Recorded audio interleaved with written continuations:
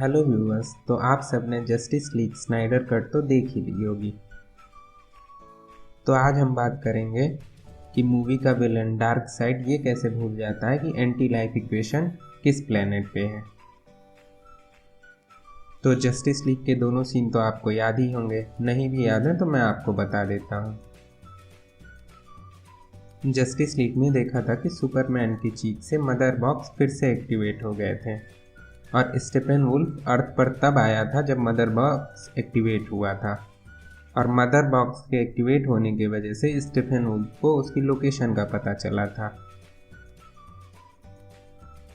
तो wonder woman Batman को explain करती है कि एंटी लाइफ इक्वेशन जो अर्थ पे है वो डार्कनेस की एक पावर है और विच is a key to control all life in multi universe and the mother boxes the indestructible living machines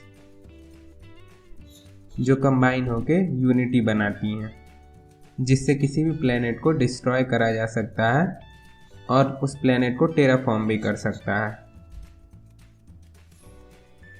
और वंडर वुमन बैटमैन को ये भी बताती है कि डार्क साइड पहले भी अर्थ पे अटैक कर चुका है, लेकिन तब गॉड्स, ह्यूमन, अटलांटियंस, अमेजोन और लैंटन ने मिलकर उसको हरा दिया था, और अर्थ ही एक ऐसा प्लेनेट था जहाँ पे डार्क साइड हारा था।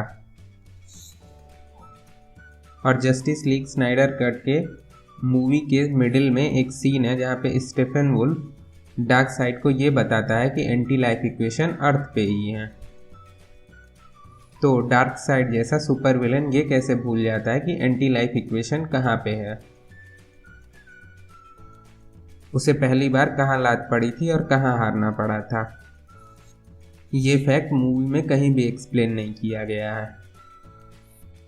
तो क्या डार्क साइड को गजनी जैसे भूलने की बीमारी है जो वो भूल गया? मूवी के डायरेक्टर जैक स्नाइडर इस चीज़ को एक्सप्लेन करते हैं और बताते हैं कि जब डार्क साइड पहली बार अर्थ पे अटैक करने आया था तो वो अपनी यंग एज में था, और जब वो हार करके वापस अपने प्लेनेट एपोकलिप्स गया था तो वो लगभग मरने की हालत में था, ऑलमोस्ट मर ही चुका था।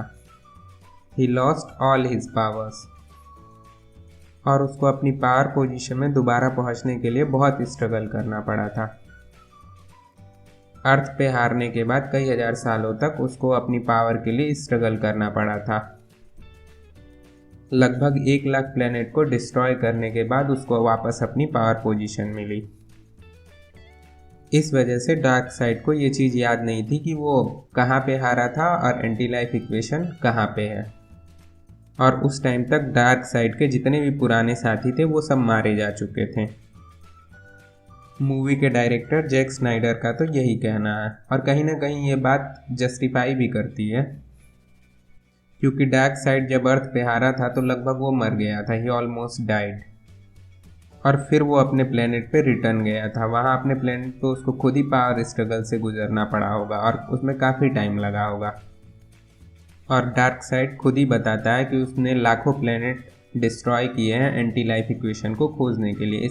इसका मतलब ये था कि डार्क साइड जब अर्थ से हार करके वापस अपने प्लेनेट लौटा था तो उसको रिकवर करने में काफ़ी टाइम लगा, जिसके बीच में वो सारी चीज़ें भूल गया था और उसके जितने भी पुराने साथी थे तब तक मारे जा चुके थे।